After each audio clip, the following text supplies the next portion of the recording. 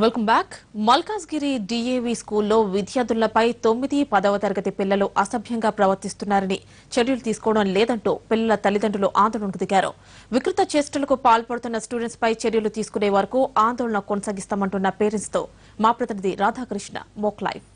DAV public స్కూల్లో లైంగిక వేధింపులకు పాల్పడుతున్నారంటూ కూడా విద్యార్థుల తల్లిదండ్రులు ఒక్కసారిగా ఆందోళనకు దిగడం జరిగింది. 2వ తరగతి అమ్మాయిని 9వ తరగతి చదువుతున్న అబ్బాయి వేధింపులకు పాల్పడ్డారన్న అభియోగం పైన ఇవాళ తల్లిదండ్రులందరూ కూడా ఉదయం స్కూల్ వద్దకు రావడం జరిగింది. అయితే స్కూల్ వద్దకు వచ్చిన తర్వాత స్కూల్ యాజమాన్యానికి సంబంధించి సమాచారం అందించినప్పటికీ వాళ్ళు మాత్రం ఎలాంటి స్పందించలేదని చెప్పేసి కూడా వాళ్ళు ఆగ్రహం వ్యక్తం చేస్తున్నారు. ప్రస్తుతం మనతో మాట్లాడడానికి పేరెంట్స్ ఉన్నారమ్మా, అసలు మీరు ఒక్క అసలు ఏం జరిగింది, మీరేం చెప్పారు?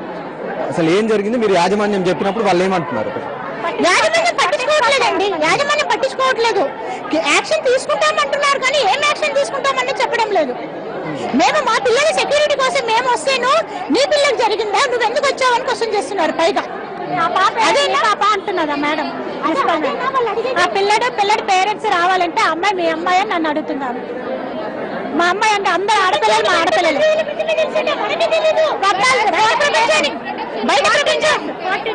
14 డేస్ బ్యాక్ జరిగిందండి ఇన్సిడెంట్. 14 డేస్ బ్యాక్ జరిగింది. మాకు లేట్ గా తెలిసింది విషయము. ఒకసారి ఆవిడ జరిగింది సారీ అంటారు, ఒకసారి ఏమో ఏమీ జరగలేదు మీదంతా గ్యాసిప్స్ అంటున్నారు. మీరు ప్రిన్సిపాల్ దగ్గరికి అయితే ఏం చెప్పారు, మీరు ఏం కోరుతున్నారు? ఆవిడ 3 డేస్ టైం అడిగిందని వీళ్ళు అంటున్నారండి. పై ఎత్తుండా ఆ పేరెంట్స్ అసలైన వాళ్ళే వద్దు అంటున్నప్పుడు మీరెందుకు ఇష్యూ చేస్తున్నారు అన్నట్టుగా ఆవిడ మాట్లాడుతున్నారు.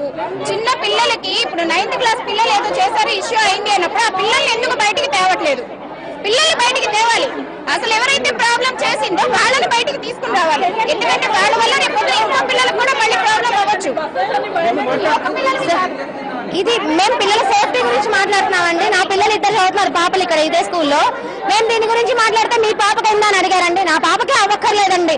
యాజ్ ఏ సిటిజన్ గా నేను సిటిజన్ కూడా కాదు, యాజ్ ఏ పేరెంట్ గా నేను మాట్లాడుతున్నాను. అమ్మాయిలకి ఈ రోజు రేపు సెక్యూరిటీ లేదు. ఇలాంటివి మా పరిధిలో జరిగినప్పుడు మేము రెస్పాండ్ అవ్వాల్సిన బాధ్యత మాది ఒక పేరెంట్ గా. అండ్ అది కూడా ఒక అమ్మగా నేను దీన్ని ఇంత సీరియస్ గా తీసుకున్నాను. మేము అడిగేది ఏంటంటే ఆ పిల్లాడి మీద మీరు ఏం యాక్షన్ తీసుకున్నారని మేము అడుగుతున్నాం వాళ్ళని. వాళ్ళు ఎప్పటికీ మాకు ఇచ్చేయలేదు. థర్స్డే వరకు మేము అడిగేది డిమాండ్ కూడా ఎందుకు గురించి అంటే ఇంకొకసారి ఇలాంటిది ఏది రిపీటెడ్ గా అవ్వద్దని. ఇది ఇప్పటికి 3 సార్లు జరిగిందట ఈ స్కూల్లో. మీరు మార్నింగ్ ఒక మాట చెప్పారు, ఏమని ఒప్పుకున్నారు జరిగింది అని. మళ్ళీ ఇంకొంచెంసేపటి తర్వాత అసలు అది కానే కాదు, ఇచ్చే గ్యాసిప్ అని చెప్తున్నారు. మీరు ఇప్పుడేమో మీడియా వచ్చేసరికి మాట మార్చడం కరెక్టా అండి? ప్రస్తుతం ఇక్కడ విద్యార్థులు ఆగ్రహం వ్యక్తం చేస్తున్న పరిస్థితి మనకి ఇప్పుడు కనబడుతుంది. ఒకవైపు మరొక వైపు విద్యార్థులకు సంబంధించి రక్షణ కల్పించాలనేది ప్రధాన డిమాండ్ వీళ్ళది కనబడుతుంది. అంటే ఇలాంటి సంఘటన మరొకటి జరగకుండా ఉండేలాగా కూడా యాజమాన్యం తక్షణమే చర్యలు తీసుకోవాలని ఒకవైపు పేరెంట్స్ కోరుతున్నారు. అలాగే ఎవరైతే విద్యార్థి ఇలాంటి అమానుష చర్యకు పాల్పడ్డాడో ఆ విద్యార్థిపై తక్షణమే చర్య తీసుకోవాలని కూడా ప్రస్తుతం ఇక్కడ ఉన్న విద్యార్థుల తల్లిదండ్రులు కోరుతున్నారు.